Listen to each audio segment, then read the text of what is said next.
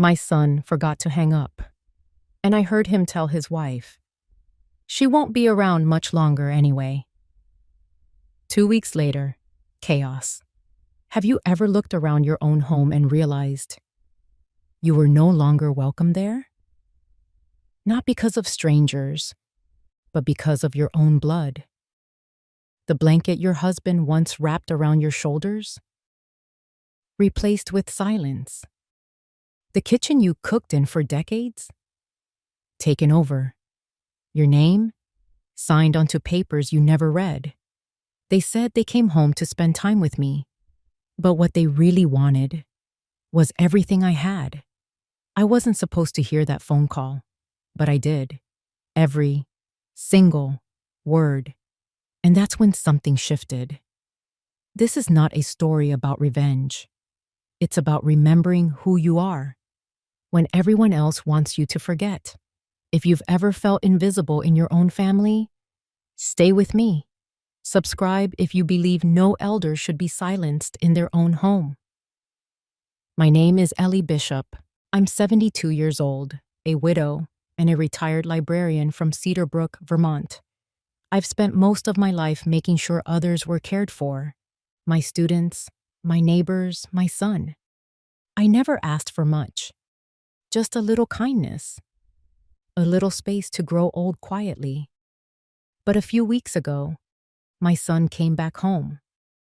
And slowly, without a single argument or slammed door, I started to vanish from my own life. This isn't some dramatic courtroom story. No one yelled. No one hit. It was all soft voices, gentle smiles, while my world was being rewritten without me. And maybe that's why it took me so long to see what was really happening. But once I did, I made a list, and I took back everything they thought I'd lost. What follows isn't just my story. It's a reminder, especially to those of you who've spent your whole life giving, that you are allowed to fight quietly and win. Let me tell you what happened, starting with a knock at the door.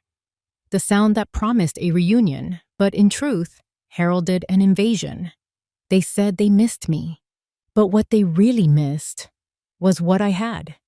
The air in Cedar Brook had that kind of sharp edge that nipped right through your coat, even if the sun hadn't officially disappeared yet. I wrapped my scarf tighter around my neck and pressed the door of maple and mug open with the side of my hip, just like always. Same cinnamon toast, same black coffee, same cracked table by the window where Warren used to sit, pretending to read the paper but really just watching the people. I still ordered his coffee, sometimes, not to drink it, just to keep the cup warm a little longer. Marcia was already at the counter when I got in. She gave me that look, the kind old friends give when they know something's coming but don't want to be the one to say it. "Holiday visitors?" she asked, sliding over a packet of sugar without looking. "Apparently," I replied. I didn't smile. "Greg says they'll be here sometime this week," which, I suppose, includes today. "Bless your heart," she murmured, stirring her tea. "You sure you're up for all that?" I folded the edge of my napkin into a triangle. "Not really, but they said they missed me." Marcia raised an eyebrow. "Or what you have?" She didn't mean it unkindly. She never did. Back home, the air inside was a little stale, the way it always got when I didn't open windows for a few days. I straightened the pillows in the guest room and laid out fresh towels. My knees ached more than usual when I bent to pick up Warren's old slipper that had been stuck under the bed since who knows when. It was strange. The things you forget until someone else's feet are expected to walk through the room. I hadn't seen Greg in nearly a year. Last winter, he mailed a birthday card. Just a card. No call, no Chloe on the line, no mention of the snowstorm I told him about in my last letter. Just, "Love, Greg," nothing else. Chloe's name wasn't even scribbled in crayon like she used to. I told myself he was busy. I always did. They arrived around 3 o'clock in the afternoon.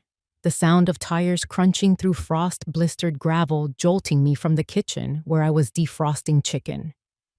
Shayla stepped out first, always polished, like she was dressed for a business luncheon instead of an overnight visit. She didn't carry any bags. That was Greg's job. Or mine. Chloe lagged behind, her coat half-zipped, earbuds dangling. She didn't say anything, just hugged me with one arm and held on for maybe a second too long. I noticed the way she glanced at the photo wall near the stairwell. Her baby picture still hung beside the one of Warren fishing in Lake Champlain. She looked at it like she wasn't sure it belonged to her. Dinner was quiet, except for Shayla asking if the chicken had gluten. She said it like I should know, like I'd been keeping up with whatever new list of things she couldn't eat this week. "You know, Ellie," she said, mid-bite, "this house has so much potential. With a little updating, it could sell for quite a bit." I looked at her over the rim of my mug. "I'm not planning to sell." "Of course not," she smiled, brushing imaginary crumbs from her napkin. "I just meant, eventually. Planning smart." Greg chewed with his eyes on the table. Chloe pushed peas around her plate and didn't say a word. Later, while I washed the dishes, Shayla offered to help by reorganizing my medicine cabinet. "You're on so many pills," she said, voice syrupy. "You know, it's easy for older folks to forget dosages. We'll just make sure everything's in order." I said nothing, but I heard the clink of glass bottles, heard her hum under her breath like she was fixing a puzzle she'd rather not be touching. When I finally went up for the night, I paused outside their door. Greg's voice was low, not angry, just pressed, flat. Shayla's replies were even softer, like sugar melting into tea. I couldn't make out the words, but I didn't need to. There was something about the tone, something final, like decisions had already been made, and I was the last to know. I changed into my flannel nightgown and sat at the edge of the bed, the velvet box holding my wedding ring open beside me. Warren's chair in the living room hadn't been touched in months, but tonight it felt like someone had taken his place without asking. I woke up before dawn, same as always. Old habits don't ask permission. I sat on the edge of the bed for a while, staring at the hallway where the guest room light had been left on, just barely. It felt deliberate, not careless, not accidental, like someone wanted me to know they hadn't gone to sleep easily either.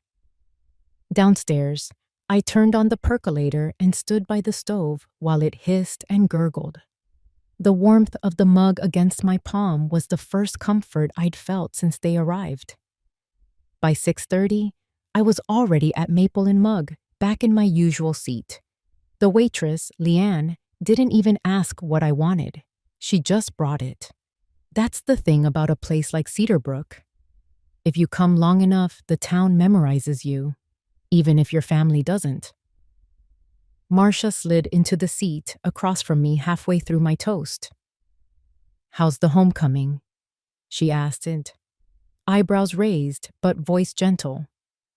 "They're not staying long," I said, keeping my tone flat. "Still," she sipped her tea, "even a short storm can knock out power." I didn't say anything, but the sentence sat with me, heavy. When I got home, the living room smelled faintly like Shayla's perfume. Something floral and too clean, like soap that didn't belong. Greg was in the kitchen, fiddling with the coffee machine he'd never liked. He looked up when I came in, but didn't smile. "Hey," he said. "We were thinking of taking Chloe to see the fall foliage up by Baxter Ridge later. You want to come?" It wasn't really a question. "I've seen leaves," I said. "You go." He nodded once, then went back to reading something on his phone. Probably work emails or Zillow. I folded laundry in the den while they were gone. Chloe had left her scarf behind, so I hung it by the door. I found an old mitten of hers tucked in the couch cushions, probably from the last visit.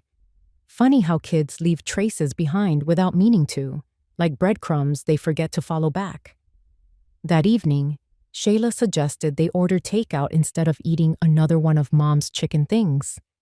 She laughed when she said it, but it didn't feel like a joke. Greg chimed in with some excuse about wanting to give me a break, and I nodded like that made sense. I sat at the table with my own bowl of soup while they unwrapped paper cartons on the couch. Chloe sat cross-legged on the rug, quietly flipping through one of my old photo albums. She paused at a page with a picture of Greg, maybe age 7, holding a fish almost bigger than he was. Warren had his arm around him, grinning like he'd won the lottery. Chloe looked up and met my eyes, not saying anything. Then she turned the page. After dinner, Greg stood in the kitchen, holding something folded in half. "Just something for peace of mind, Mom," he said. "It's totally standard. Power of attorney stuff. You don't have to do anything now. Just look it over." He placed it gently on the counter, like he thought handling it softly might make it easier to swallow. I looked down at the paper, then back at him. "I'm still in control of my own decisions," I said. "Of course," he replied quickly. "This is just in case, for the future." But the way he said future sounded a lot like soon. They went up to bed not long after that. I stood in the kitchen for a long time, staring at that paper. I didn't touch it. Not yet. Instead, I went upstairs and sat in the dark, listening again. No whispering tonight. No voices at all. Chloe knocked softly before entering. She came to my side of the bed and handed me something. An old Polaroid of Warren and me at our anniversary party. I hadn't seen that picture in years. "You looked happy," she whispered. I didn't respond. I just looked at the image until she slipped out again. When I turned back to the bedside table, the document was there. I didn't hear anyone come in, but it had been moved. Closer. The next morning, I opened the kitchen cabinet and saw that my pill bottles had been rearranged, not just moved, relabeled. Shayla's handwriting was on small white stickers. Morning, evening, as needed. The labels were neat, slanted to the right. Efficient, sterile. I stood there for a long moment, not touching anything. Then I took the stickers off one by one and dropped them in the trash. The scent of lemon cleaner lingered near the sink. She'd scrubbed the counters, even wiped down the microwave, the one Greg had given me 3 Christmases ago and hadn't asked about since. I noticed the framed picture of Warren and me had been shifted an inch to the left, just off-center. Later that afternoon, I walked downtown for some air. The wind was sharp, biting through my jacket. A few neighbors waved from across the street. At the post office, Linda mentioned the Thanksgiving food drive, and I signed up to bring pies. Something to keep my hands busy. When I returned, Chloe was curled up in Warren's old armchair, flipping through the pages of Charlotte's Web. The spine had almost given out. One of the many books Greg never brought back to the library on time when he was little. She looked up when I came in. "You used to read this to Dad?" "Every fall," I said, until he said he was too old for it. She smiled but didn't speak again, just held the book against her chest like it meant something. After dinner, Greg poured himself a glass of my wine.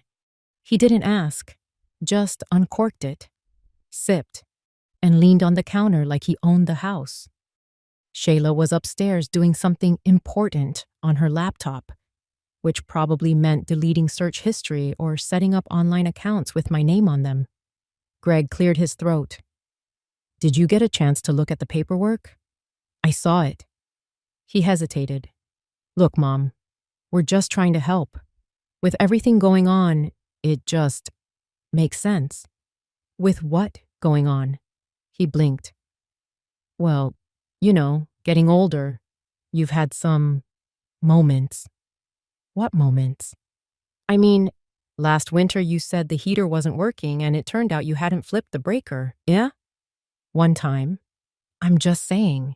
We're thinking ahead. Chloe loves you. We all do. We just want to make sure you're protected. Is that what this is? I asked, my voice lower than I meant. He sighed. Why are you being so difficult? I didn't answer. I went upstairs. In the quiet of my bedroom, I sat by the dresser and opened the velvet box. The wedding band still shone, though the edges were duller now. I placed it on my finger, just for a moment. I sat there like that for a long while.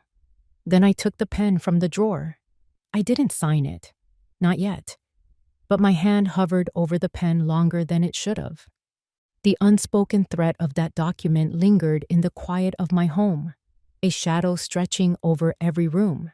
I didn't sign it that night. But the fight had already begun, though I hadn't yet realized its true nature.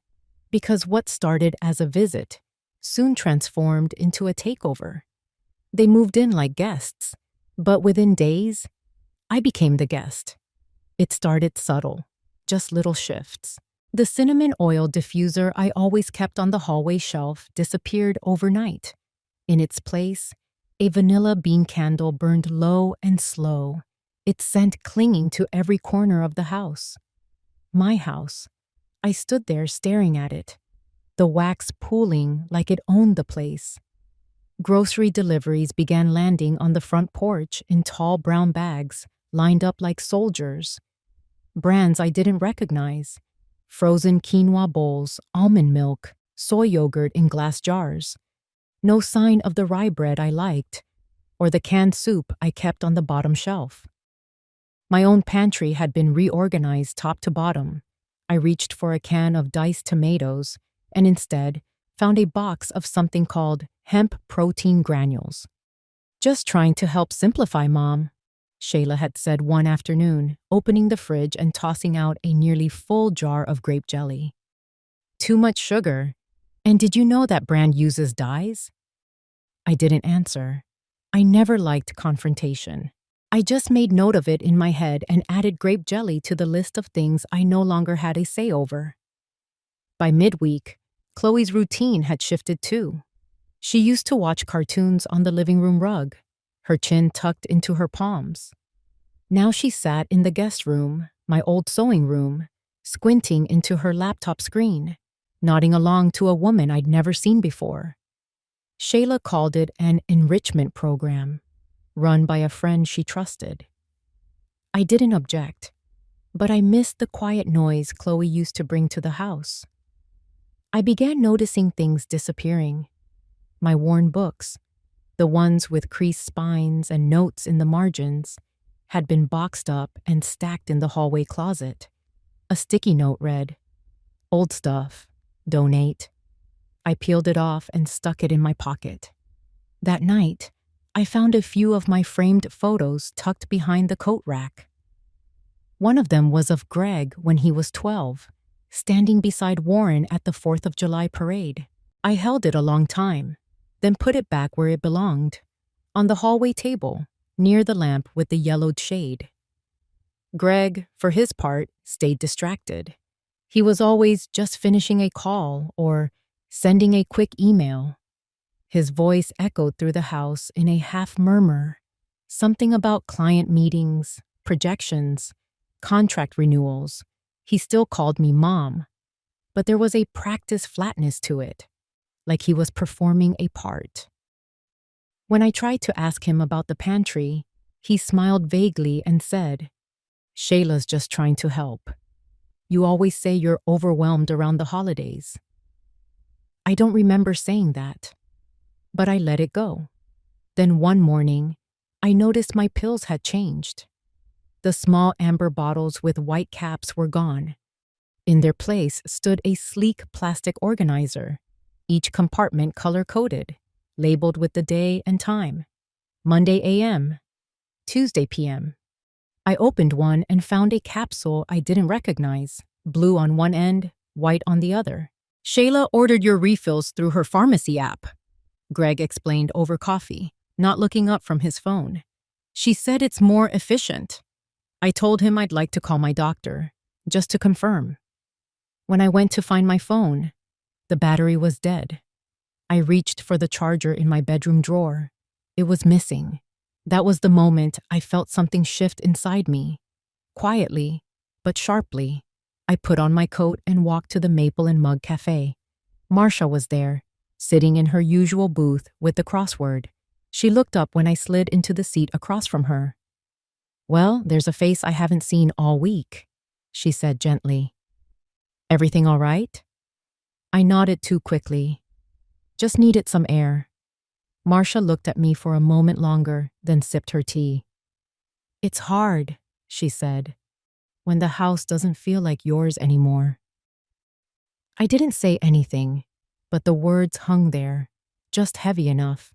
The walk home felt colder. Leaves gathered in the corners of the sidewalk, and the light had that early November sharpness, bright but brittle. I passed by my neighbor Harold's yard. His grandkids had tied orange and brown streamers to his porch for Thanksgiving. I wondered if Chloe would even remember we used to bake pumpkin bread the week before the holiday. She hadn't asked. Back inside, I sat on the edge of my bed and opened the drawer where I kept my journal, the one I hadn't touched in over a year. I turned to a blank page and wrote the title in slow, careful strokes, "Things They've Taken." Then I listed the first three. 1. My cinnamon oil. 2. My grape jelly. 3. My books.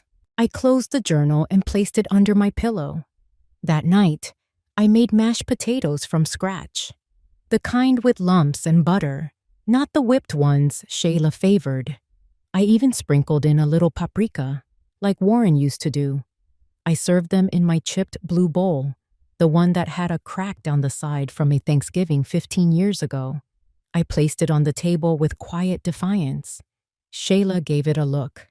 Not disgust exactly, just a pause, like someone noticing a dish out of place at a formal dinner. "We have that ceramic set I ordered," she said, turning to Greg. "Might be safer for hot foods." I didn't reply, just sat down and served myself first. Chloe spooned out a small helping and whispered, "It smells like Papa's." That made me smile, briefly. After dinner, as Greg scrolled through something on his phone, Shayla pulled a zippered pouch from her tote bag. "Here," she said, placing it in front of me. "This will make it easier to keep things straight." Inside was a bright plastic pill organizer, the same kind I'd seen on late-night commercials. "Color-coded and foolproof," she added. "I've been managing just fine," I said softly, touching the edge of the pouch. My voice sounded distant to my own ears, like it belonged to someone else. Shayla's tone didn't shift. "I'm sure you have.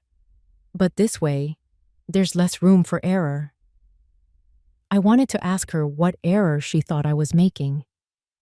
Instead, I looked at Greg. He was still on his phone, nodding at something I couldn't see. Later that night, I emptied the contents of my nightstand drawer. The pill bottles were gone. Every one. I checked the bathroom cabinet, the linen closet. Nothing. Only the organizer remained. I stared at it under the dim hallway light. Each compartment clicked when I pressed the lid down. Tuesday p.m., Wednesday a.m. They were all filled, but the labels on the pills inside were missing. I picked one up, held it close to the lamp. No pharmacy logo. No name. I opened the compartment marked Monday a.m. and took out a capsule I didn't recognize. The color was off. A pale, cloudy green. I had never taken anything like it before. I didn't swallow it. Instead, I placed it in a tissue and tucked it into the drawer beneath my winter socks. Then I added another entry in my journal. 4. My pills. The next morning, I walked out to the mailbox just after sunrise. The frost was thick across the grass, and my slippers soaked through almost instantly. I flipped through the envelopes, bills, a magazine, and one thick catalog addressed to Shayla. I paused. My name wasn't on anything. Inside, the kitchen smelled like protein powder and cut ginger. Shayla stood at the counter mixing a drink in a tall blender. "You're up early," she said, still facing away. "Greg had a late call. I made you a shake. Low sugar, high fiber." "I'll make oatmeal," I replied. She turned just enough to flash that patient smile. "Of course, if you'd rather." I stood there watching her pour the shake into 3 glasses, not 4. Greg came down a few minutes later in one of Warren's old sweaters. I recognized it instantly, the faded gray one with the tiny snag on the left sleeve. Warren used to wear it while raking leaves. I had kept it in the back closet. I opened my mouth, closed it again. He didn't notice. Just grabbed the glass Shayla handed him and started scrolling his phone again. I left the kitchen and walked upstairs, each step creaking louder than it should have. In my room, Chloe sat cross-legged on the floor, flipping through one of my old photo albums. "Who's this?" she asked, pointing to a photo. "That's your grandfather," I said, sitting beside her. "We took that in '79, the year the town parade got rained out. He looks like Daddy." "He does," I smiled. "He had the same nose." She turned the page slowly. "I like this room better." "Better than what?" "Downstairs. It smells nicer up here." And I didn't say anything. I just ran my fingers through her hair and tried not to cry. When she left, I pulled the velvet box from my top drawer. Inside was my wedding ring. I slipped it onto my finger for the first time in months, just to remember how it felt. Heavy, solid, mine. Then I heard Greg's voice from downstairs. I stood at the top of the stairs, just out of view. Greg's voice floated up in a low murmur, the kind of voice people use when they think they're being private, but not too private to care if someone happens to overhear. "I don't know, Shayla. She's fine, just slower than before." Pause. "No, I haven't brought it up again." She didn't sign, just hovered there, like she was going to. Another pause, longer this time. I could picture him pinching the bridge of his nose like Warren used to when the checkbook didn't balance. I know. I'm trying." The stairs creaked under my foot, just once. Silence. I waited, holding my breath. Then the blender roared back to life in the kitchen like nothing had happened. Back in my room, I pulled out the journal again. 5. Warren's sweater. 6. My mail. 7. My pace. I tapped the pen twice against the page before writing the 8th entry in a shaky hand. 8. My trust. That afternoon, Shayla asked if I wanted help folding the laundry. I told her I was fine. She followed me into the laundry room anyway. I watched as she pulled my cotton nightgowns from the dryer, examining the faded edges like they were relics from another planet. "You know," she said, "Greg and I were talking about simplifying things for you. Less clutter, easier mornings." "Clutter?" I repeated. She smiled tightly. "Just modernizing." I didn't reply. I folded my nightgowns and set them in the linen basket one by one, slow and careful, like folding pages of my own story. After dinner that night, they left the dishes in the sink again. I stood at the counter and rinsed each plate under hot water. Not because I wanted to, because I needed to. I needed something that hadn't been taken yet. My rhythm, my routine. I looked at the dish towel draped on the oven handle. It had a stitched sunflower in the corner, half faded. Chloe had made it in school 3 years ago. Her teacher had mailed it to me. Back then, Greg didn't even mention it on the phone. The sound of a drawer slamming upstairs made me jump. I dried my hands and went to the hallway. Their bedroom door was closed, light slipping out from underneath. I didn't listen this time. I didn't need to. Instead, I walked to the linen closet. Top shelf, behind the extra towels, was my fireproof box. birth certificates, Warren's discharge papers, and my original prescription list from Dr. Lyman. I opened the box. The documents were untouched, but the list, handwritten, double-checked every year, was missing. I didn't panic. I just stood there and let the quiet settle around me like a blanket too thin to warm. Later, when the house had gone still, I turned on my bedside lamp and opened the pill organizer Shayla gave me. The compartments clicked in that same cheerful way, color-coded and innocent. I opened Tuesday morning, white pill, oval, no markings. I opened Wednesday, round, pale pink, nothing familiar. Then Monday, I picked up a cloudy green capsule I hadn't seen before, turned it in my palm. I opened the organizer that night and didn't recognize the name on the first pill. I wasn't supposed to hear it, but I did. Every word. That afternoon, the sky had turned the color of old pewter. It was one of those days where the cold had a quiet edge, slipping under door frames and settling in your joints. I stayed in, sitting in my corner armchair, the one with the faded armrest where Warren used to rest his coffee. My cross-stitch was slow work, but it kept my fingers from going stiff. Greg and Shayla had left for groceries, though I hadn't asked for anything. They didn't either. I was stitching the edge of a cardinal's wing when the house phone rang. The landline, not my cell. I hadn't heard it all week.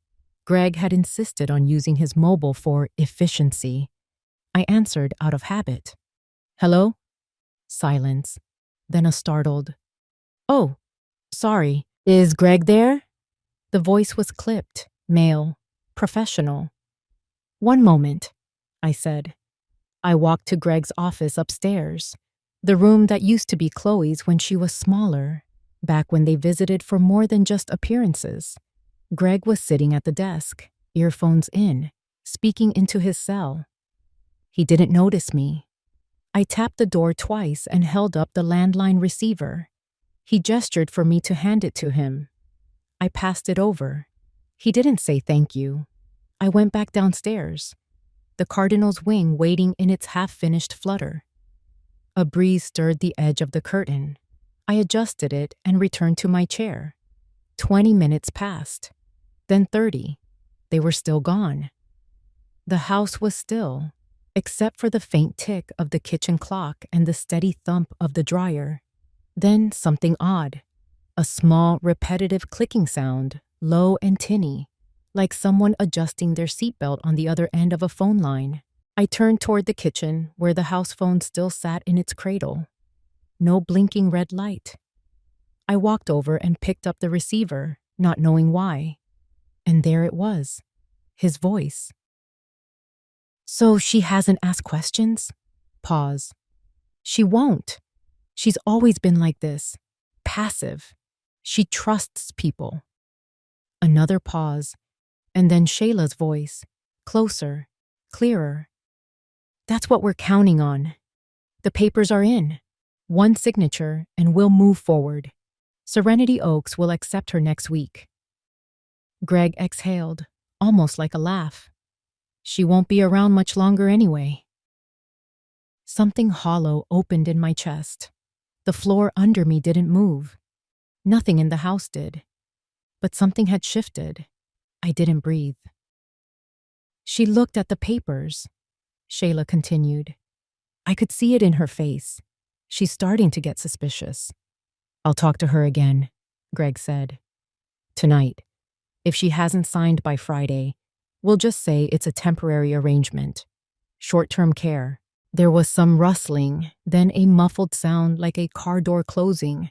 I dropped the receiver, not because I was afraid, not because I was overwhelmed, because my hands were trembling, but not from weakness, from anger. I stood there for a while, the sound of my own breath louder than anything else. The floor felt cold beneath my socks. Somewhere outside, the wind rattled the mailbox lid, but I didn't move. They hadn't meant for me to hear that. It wasn't a mistake. It was a revelation. I wasn't their mother anymore. I was a task, a burden, something to Finalize. I walked back into the living room. The stitching sat untouched on the armrest. The cardinal looked frozen in mid-flight, like it too had been caught off guard. I sat. My hands still buzzed. I tried to still them by folding them in my lap, but it wasn't working. I went upstairs, not to cry, not to lie down and rest my nerves like some fragile woman in an old movie. I opened my dresser drawer and pulled out the small velvet box. Warren's ring still sat beside mine. I hadn't worn it since he passed. I held it between my fingers and closed my eyes. If he were here, I imagined he'd raise one brow, the way he used to when someone insulted me behind a compliment. "They think I'm blind," I whispered. But Warren didn't answer. I got up, went to the closet. Behind a row of cardigans and outdated holiday sweaters, tucked behind a stack of old library books I never returned, was the lockbox. I kept it more out of habit than purpose. The key was taped behind my jewelry stand, where no one but me would look. It slid in easily. The latch opened with a pop. Inside, my birth certificate, Warren's discharge papers from the service, the deed to the house, a second phone. Not a smartphone, just a prepaid flip phone I'd bought after my neighbor Dot had hers stolen and never replaced. It had 1 bar of battery left. I plugged it in, sat down, waited. That night, when they returned from the grocery run, I was in the kitchen, pretending to read a recipe I'd already memorized decades ago. A pie I no longer had the hands to make. Greg glanced at me, said nothing. Shayla put away almond flour, oat milk, and a dozen items I hadn't asked for. My fridge looked like a stranger's now. "Everything okay, Mom?" Greg asked as sat down, too casually. I smiled. "Of course." He nodded and disappeared into the guest room. Shayla stayed, folding dish towels as if she lived here. "Your energy's low," she said, not even looking up. "You should try these magnesium drops I ordered. Helps with sleep." I thanked her just to watch her nod like she'd fixed something. Later, I walked into the hallway. The door to the guest room was open just a crack. Inside, their luggage was now unpacked. Greg's shoes lined the closet. Shayla's toiletries filled the bathroom counter. I walked past the mirror and didn't recognize myself for a second. It wasn't just age. It was the way my face held itself now, too still. Back in my room, I sat on the bed and opened my old journal. I hadn't touched it in years. The page was yellowed, but the pen still worked. I wrote, "Things they've taken." Under it, I listed the cinnamon oil, the radio, my books, the quiet, my name. I noticed Greg called me Ma now. Not Mom, just Ma, distant, flat. Then I added my trust and circled it. I closed the book. In the drawer, I found an old business card. Raymond Hargrove, elder law attorney. He'd spoken at the library years ago. I kept his card because he'd been kind, not because I thought I'd need it, but maybe I did now. I sat with the phone in my hand. Just sat. The hallway was dark, except for the small amber glow of the nightlight I'd started leaving on again. Like I used to when Greg was a boy, afraid of monsters. Now, the monster was real, and it was in the guest room.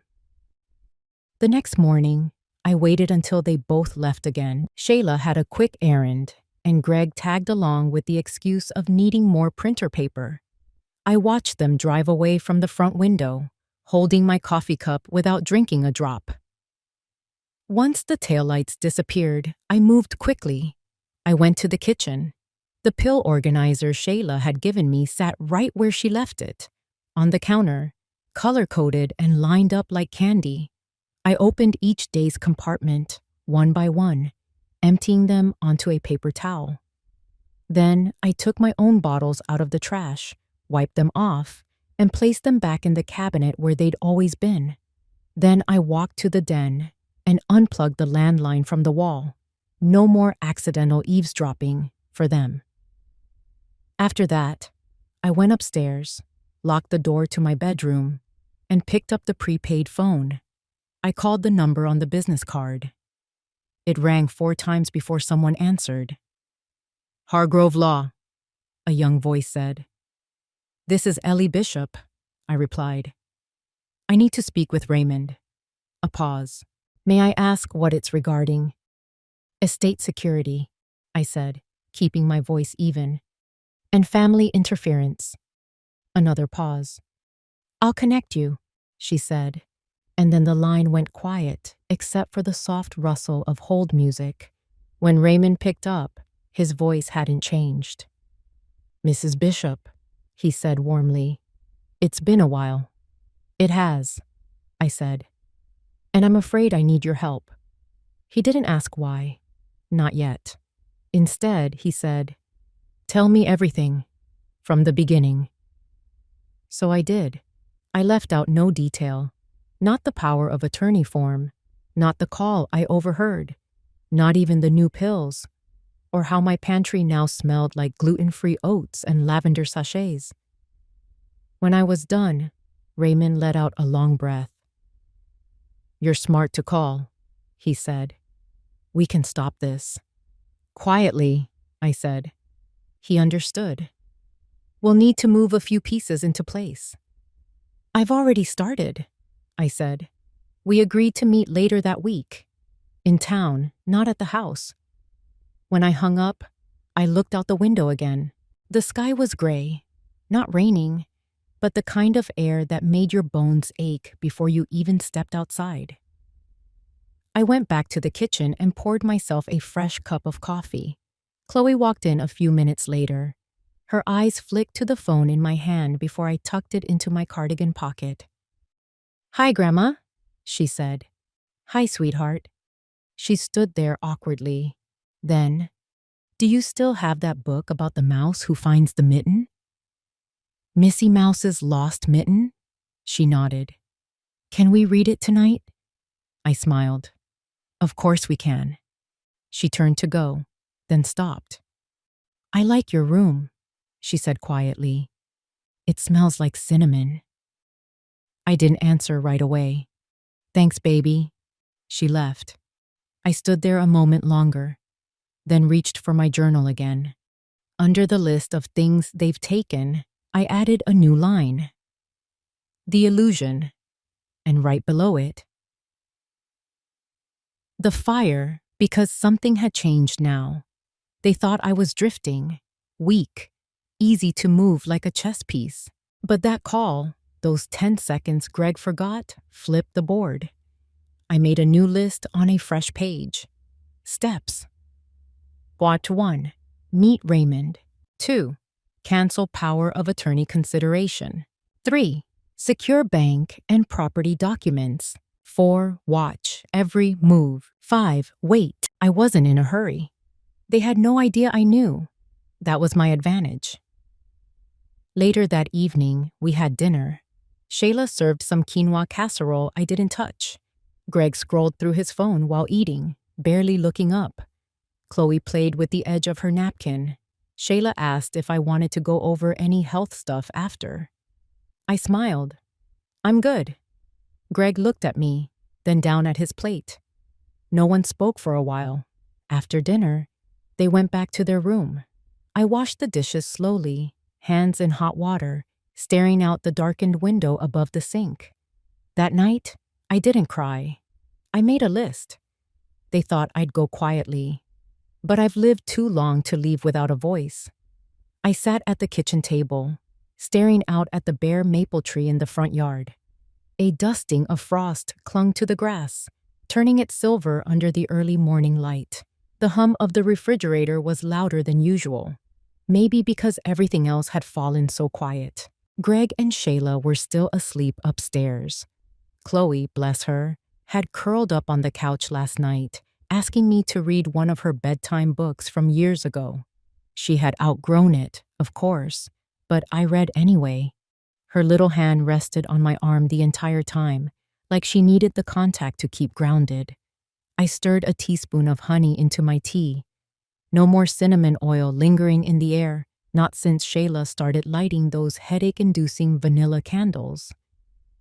I made a mental note to toss one in the trash later. On the surface, things hadn't changed much.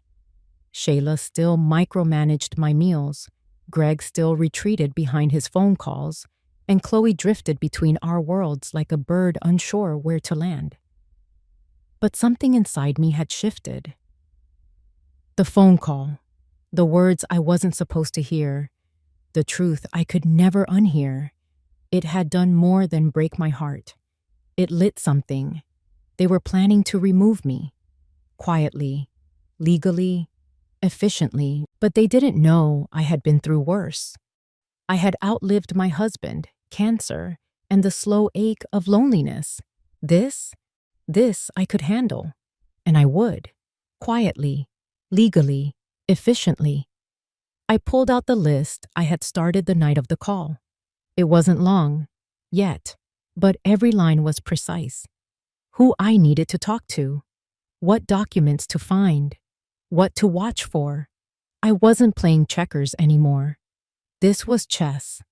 Later that morning, I bundled myself in Warren's old navy blue peacoat, still smelled faintly of his cologne, and took the slow walk to Raymond's place. The frost crunched under my boots. I liked that sound. Clean, honest. Raymond lived 3 blocks down, in a brick house with crooked shutters and a rusted mailbox that never closed right. He was already on the porch, rocking gently with a plaid blanket across his knees and a mug of coffee in hand. "Well, I'll be," he said with a small smile. Ellie Bishop on my front steps. It's not even a Sunday. I managed a smile back. Felt like walking. Frost woke up the town, didn't it? He nodded, motioning to the chair next to him. "Sit. Warm yourself a bit." I did, tucking the coat tighter around my chest. "Still drink it black?" "Only way it makes sense," he said, and handed me the extra mug. "You didn't come just to say hello." "No," I admitted. "I wanted to ask you something. It's private." Raymond's expression didn't change, but the warmth in his eyes sharpened. "Go on." "Back when Warren passed," I said, keeping my voice low. "He mentioned something about a safe deposit box. Said if anything ever felt wrong, I could go to you." Raymond was silent for a beat. Then he leaned forward and tapped the armrest. "I still have it. Bank never closed the box after his death. Was under both your names." My breath caught. "You still have the key?" "I do. And if it's time, I'll take you there myself, tomorrow." I nodded slowly. "Thank you, Raymond." He didn't press further. That was his gift. Not assuming the worst, not pretending he knew more than he did. Just being steady. The kind of man who understood trust without needing it spelled out. On the way home, I passed by Maple and Mug Cafe and slipped inside.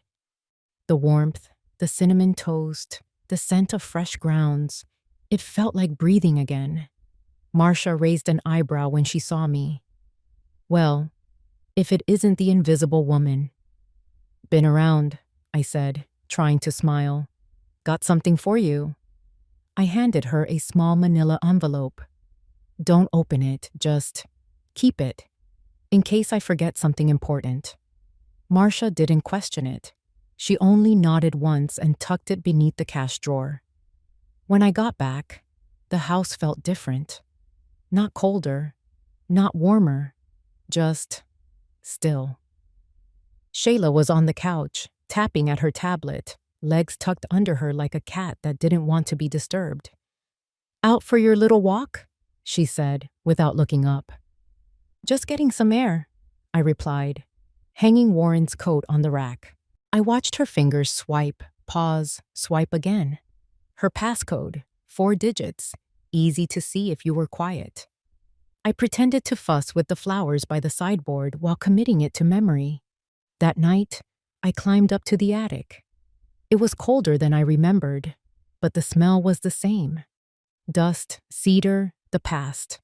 I found the trunk under a faded quilt.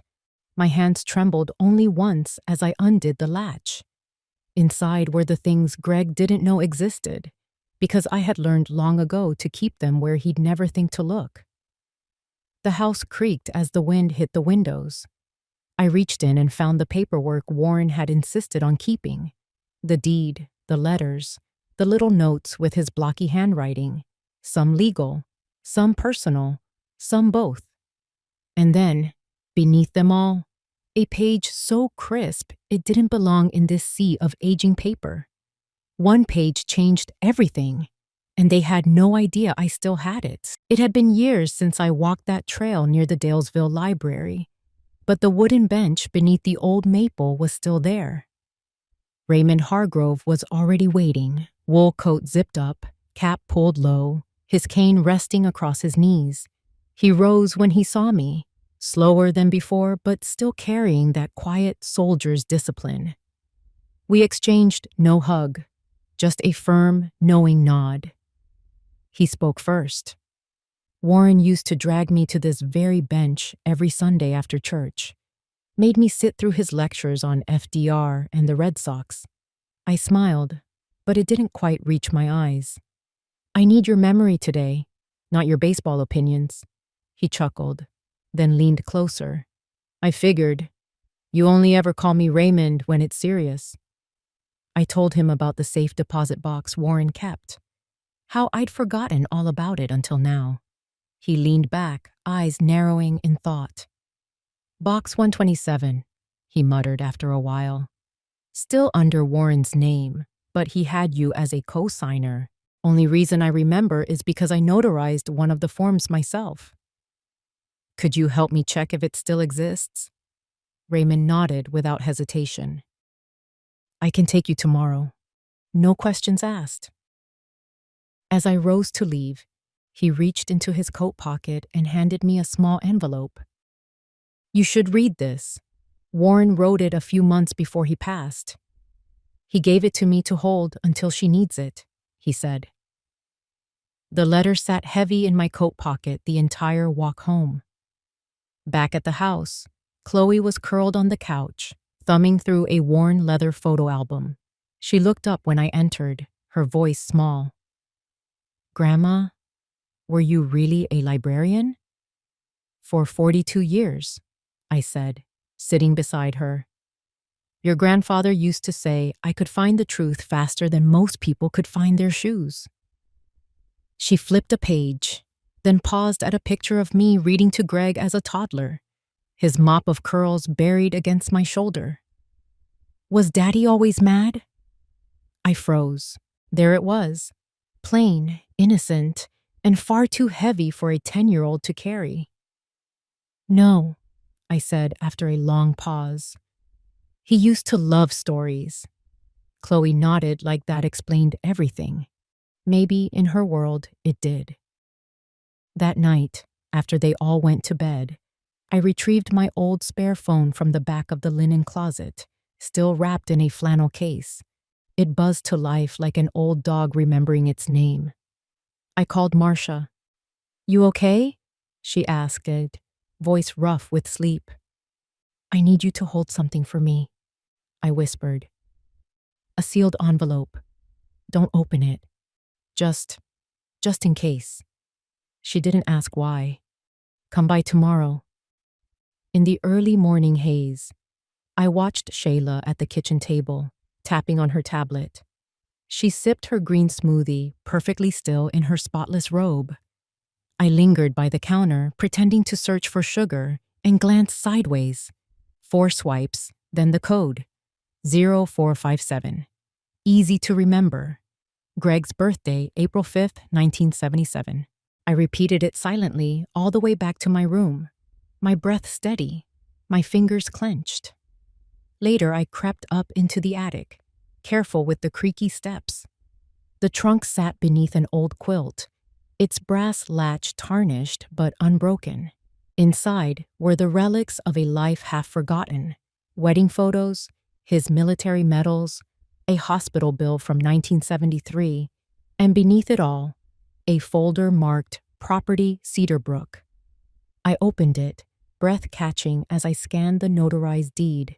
It was still there, a clause highlighted in Warren's scratchy hand.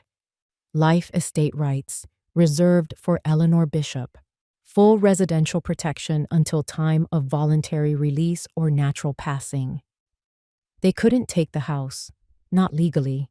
I laughed, not out loud, but deep in my chest, like the first roll of distant thunder before a storm.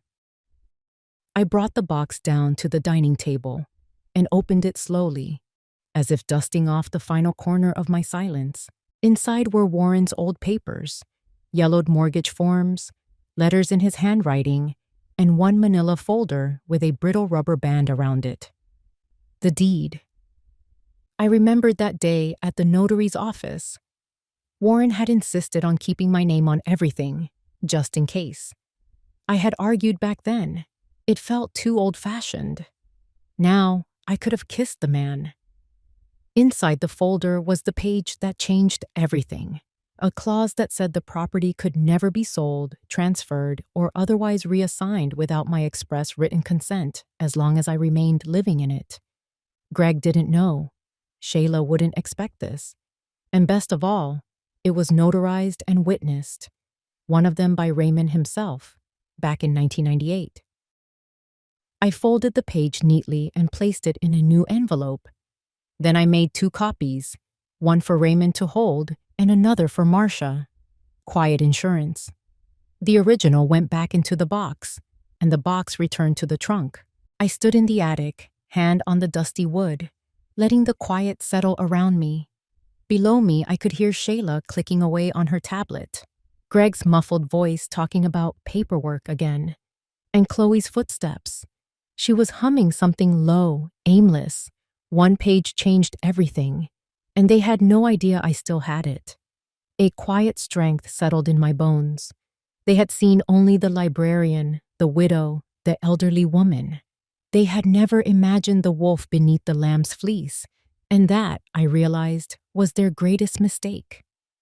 The Thanksgiving dinner was approaching, and I intended to serve them a dish they would never forget. The turkey was dry, the smiles were forced, and every knife on the table had 2 edges. It snowed just enough to quiet the roads and frost the mailbox. I'd always liked Thanksgiving mornings. The slow wake-up of the world, the hum of kitchens on our street, the scent of butter and sage drifting through curtains. But this morning, all I smelled was tension wrapped in vanilla and control. Shayla had taken over the kitchen by 7 a.m., dressed in one of those aprons that say, "Thankful, grateful, blessed," in gold cursive. She barked directions like she was catering a corporate brunch, not preparing a family dinner.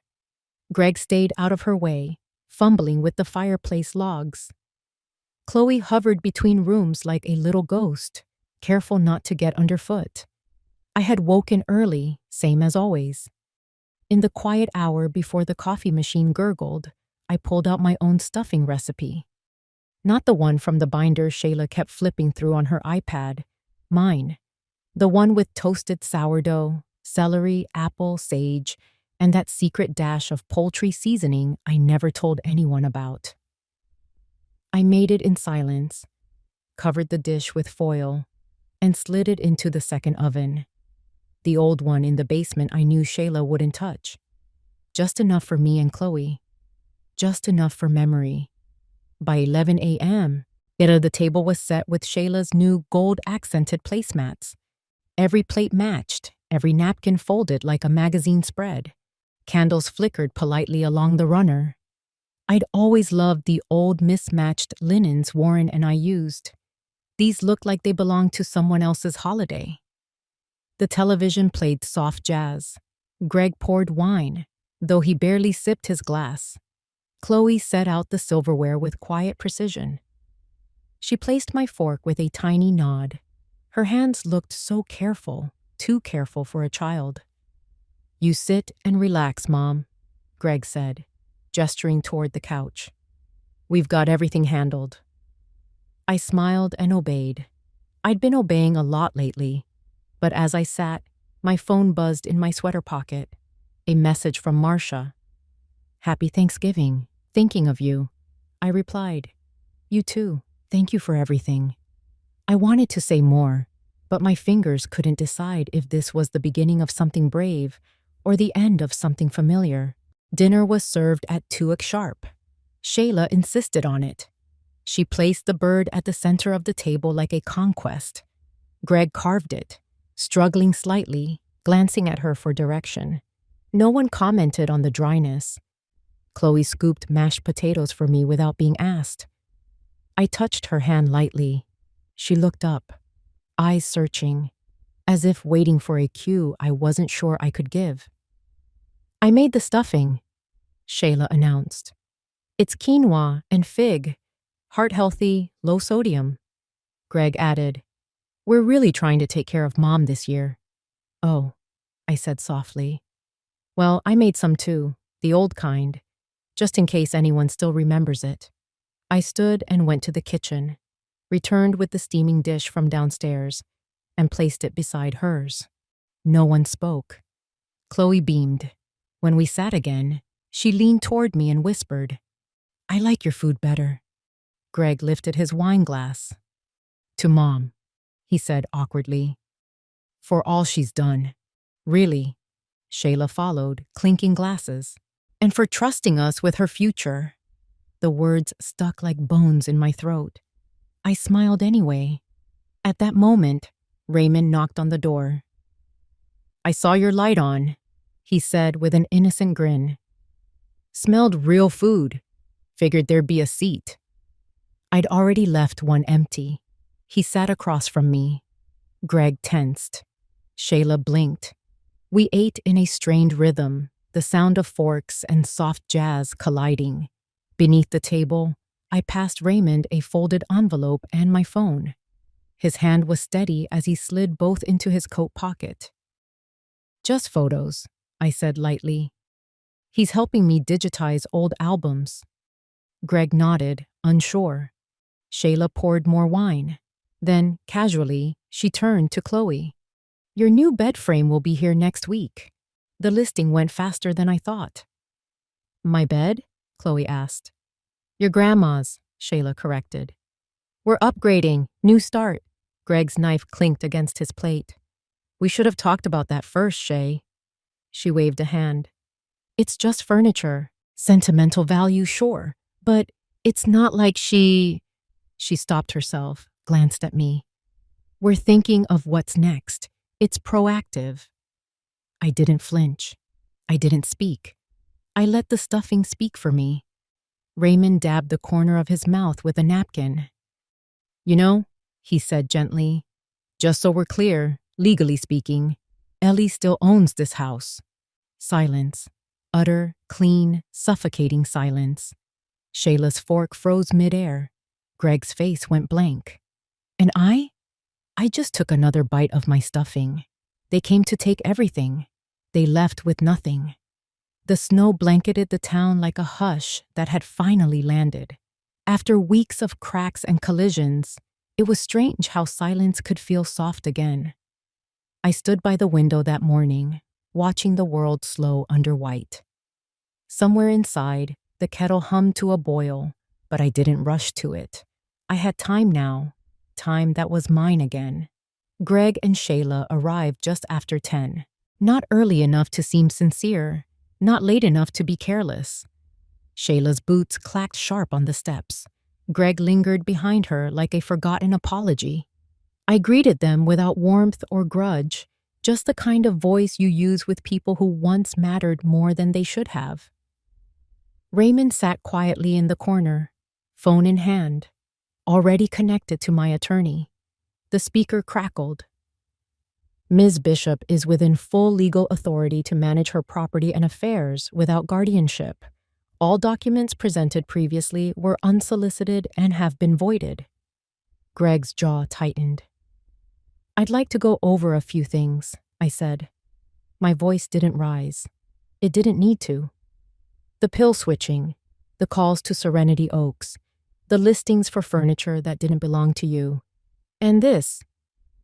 I held up the old deed, the one with Warren's signature and the clause that had never been updated.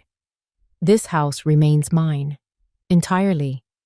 There is no transfer of ownership. Shayla's eyes narrowed. We were just trying to help. No, I replied. You were trying to replace me before I was gone. Greg looked at the floor. I didn't shake. I didn't yell. I spoke each sentence like I was laying bricks beneath my own feet, building something steady again. You'll need to leave by tomorrow, I said simply. Shayla stood, arms crossed. You'll regret this. No, I said. But you might. Greg opened his mouth, closed it again. I didn't mean to. I know, I said. And that's the saddest part. Upstairs, Chloe was packing silently. When I stepped into the room, she turned and asked, Do I have to go? Her voice was quiet but firm. She wasn't crying. I crouched to meet her eyes. You don't have to choose anything today, but I want you to remember what's true. She nodded, and I placed a folded letter in her coat pocket. In case you forget. My son forgot to hang up, and I heard him tell his wife. She won't be around much longer anyway. 2 weeks later, chaos. Have you ever looked around your own home and realized you were no longer welcome there? Not because of strangers, but because of your own blood. The blanket your husband once wrapped around your shoulders? Replaced with silence. The kitchen you cooked in for decades? Taken over.